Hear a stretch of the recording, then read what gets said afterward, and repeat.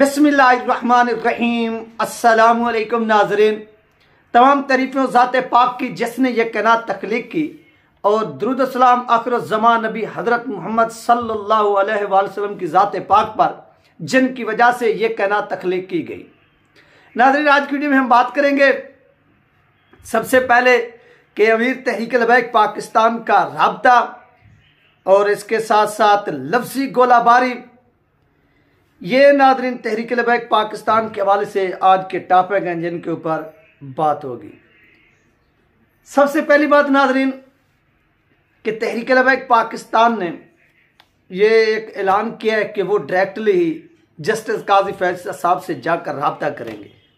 और ये रब्ता कब होने जा रहा है, कैसे होने जा रहा है, ये रब्ता आपको मालूम है कि कल सोमवार के दिन पीर के रोज़ सुप्रीम कोर्ट ऑफ पाकिस्तान में ये समाअत होने जा रही है। अब इस यहाँ पर एक वीडियो भी प्ले होगी जो सख्त जुमलों का तबादला हुआ है, वो आपने मिस नहीं करनी, वो आपने देखनी है लाजमी, ताकि आप उसको एंजॉय भी कर सके कि आपके जो लीडरशिप है उसके अंदर कितनी एक जज्बा है, दमखम है।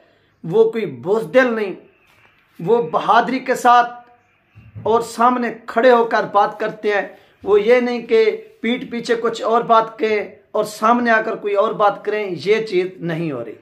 तो इस तरह से नाज़रीन क्या किया गया कि तहरीक लबैक पाकिस्तान के अमीर ने जवाब दिया। आप देखें कि कल सुप्रीम कोर्ट ऑफ पाकिस्तान के अंदर ये जो समाअत होने जा रही है, इस हवाले से मेरे पास अभी कुछ इन्फॉर्मेशन आ रही है, वो भी मैं आप लोगों के साथ शेयर करूँगा।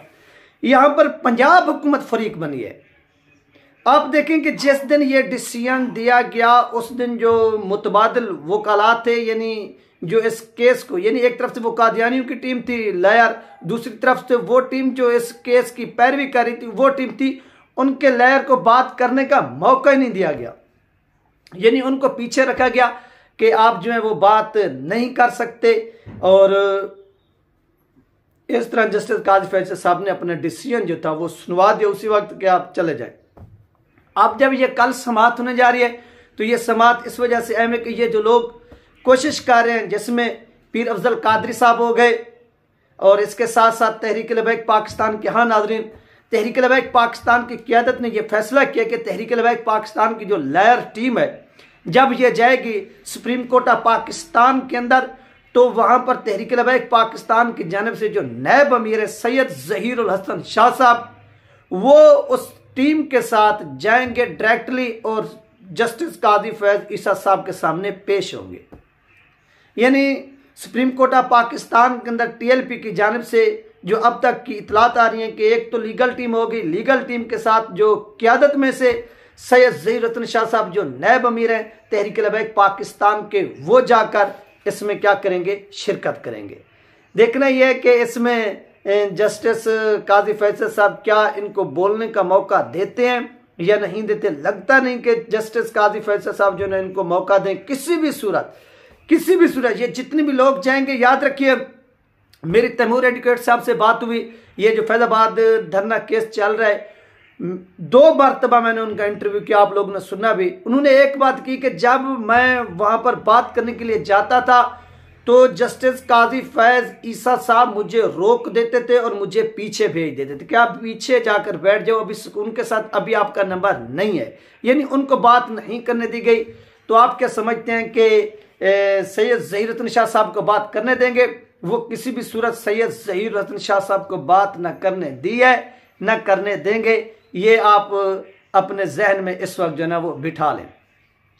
उसके बाद नाज़रीन यहाँ पर पंजाब हुकूमत जो है ना वो फरीक बनी है इस केस को। उन्होंने यानी पंजाब हुकूमत को कहा गया कि हमने ये जो डिसीजन दिया ये उजलत में दिया है, यानी जल्दबाजी में दिया है। जब हमने ये जल्दबाजी में डिसीजन दिया तो हम इसको बैक करना चाहते हैं, लिहाजा आप आ जाएं जल्दी जल्दी। पंजाब गवर्नमेंट को कहा गया कि आप ही आ जाएं, फरीक बन जाएं और पटिशन दायर कर दें।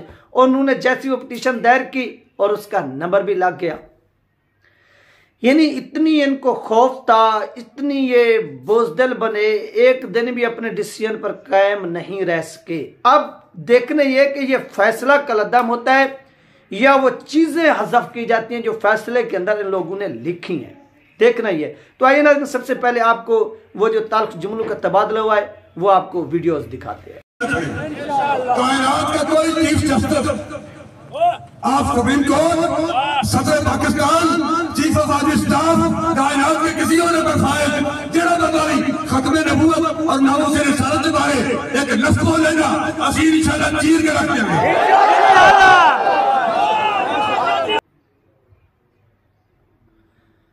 तो नाज़रीन, ये थी साख्त जुमलों वाली वीडियो जो आप लोगों के साथ शेयर की गई है, जिसमें लफ्जी गोलाबारी हुई।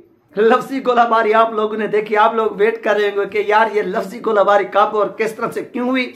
ये लफ्जी गोलाबारी नाज़रीन गुजरात के अंदर टीएलपी का कल जो था वो एक इस्तकलाल के नाम से जो रैली थी, जो जलसा था, वहां पर तहरीक लबैक पाकिस्तान के नायब अमीर सैयद ज़हीरुल हसन शाह साहब ने विजिट किया और वहां पर जब उन्होंने ये खिताब किया तो अपने खिताब के दौरान उन्होंने ये लफ्जी जो एक नई जंग छिड़ी है या गोलाबारी हुई है, ये इस तरह से नई जंग क्या छिड़ी है। बहुत से लोग के नई जंग या लफ्जी गोलाबारी, यार ये लफ्जी गोलाबारी तो आपने छिड़ी। नई जंग जो छिड़ी है वो ये है कि वो पंजाब गवर्नमेंट की इस अपील के बाद जो सुप्रीम कोर्ट ऑफ पाकिस्तान में ये समात शुरू होगी, ये एक नई जंग है और इस जंग में फतह किसकी होती है। यानी सुप्रीम कोर्ट ऑफ पाकिस्तान अपने डिसीजन को, एक तो यह है कि डिसीजन कल अदम करना। दो बातें आप अपने जहन में बिठा लें कि एक बात होगी डिसीजन को कल अदम करना, दूसरी बात यह है कि डिसीजन के अंदर जो चीजें लिखी गई हैं उनको हज़फ करना। जब जस्टिस काजी फैसल साहब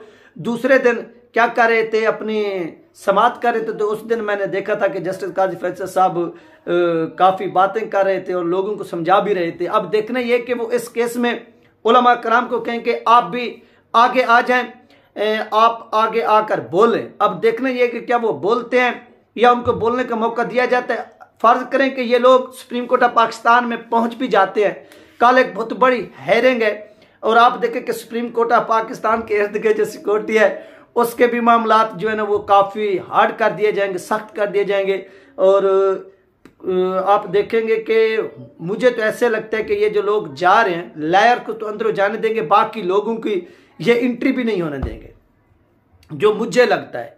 बाकी जो वहाँ पर लोग मौजूद होंगे वो बताएंगे। अगर मैं इस्लामाबाद में रहता तो मैंने वहाँ पर जाकर जिस तरह वो मतीउल्ला जान साहब करते हैं या सतूर करते हैं या दूसरे लोग, तो मैंने भी वहाँ पर जाकर इस तरह से करना था। आपको लम्हा ब लम्हा जो था वो अपडेट करना था। अगर सुप्रीम कोर्ट इस्लामाबाद के मैं करीब रहता तो इधर मजबूरी है। इंशाल्लाह जैसे वहाँ से कोई अपडेट मिलेगी वो आप लोगों के साथ शेयर होगी। कल का दिन इंतहाई अहम है और इसमें देखना यह है कि किसकी जीत होती है, किसकी हार होती है और किस तरह से होती है। ये तमाम चीज़ें आप लोगों की आंखों के सामने आ जाएंगी। इसके लिए थोड़ा हमें वेट करना पड़ेगा, यानी 24 घंटे से कम का जो टाइम है वो रह गया है। ये थी नाज़रीन M3 अपडेट जस्टिस काजी फैज ईसा साहब के हवाले से। और इस तरह दूसरी ये है कि मुफ्ती मुनीबुर रहमान साहब का भी एक वीडियो पैगाम जो ना वो सामने आया है। अपने इस वीडियो पैगाम में मुफ्ती मुनीबुर रहमान साहब ने कहा है कि रिव्यू पटिशन के अंदर ये चीज़ें ठीक नहीं होने वाली, इसके ऊपर एक फुल कोर्ट जो है वो बेंच बनाया जाए। ये मुफ्ती मुनीबुर रहमान साहब का मैं वो अपने दूसरे चैनल के ऊपर उनका ये जो वीडियो पैगाम है वो मैं शेयर करूंगा, वो आपने देखना है लाजमी जाकर। वहां पर मुफ्ती मुनीबुर रहमान साहब ने यही बात की है कि इस तरह से मामलात नहीं होगा। यानी जब आप पटिशन के अंदर जाते हैं रिव्यू के अंदर, तो रिव्यू के अंदर कुछ चीज़ें तो हज़फ की जाएंगी लेकिन ये मुकम्मल फैसला कलअदम नहीं होगा।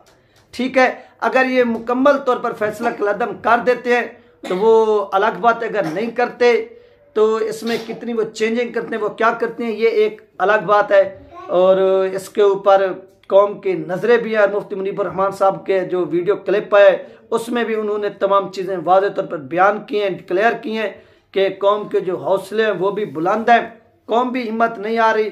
और जस्टिस काजी फैसल साहब का भी इम्तिहान है कि वो इस इम्तिहान में किस तरह से सुरखरू होते हैं, कामयाब होते हैं। अगर वो फैसले कर देते हैं कल अदम तो बात ठीक है, अगर वो कल अदम नहीं करते, वो इसके अंदर कोई चीज़ें हज़फ करते हैं तो उसके बाद भी उलमा कराम जो है इस चीज़ को देखेंगे, वो इस हवाले से अपनी क्या फिर राय पेश करेंगे ये भी देखा जाएगा।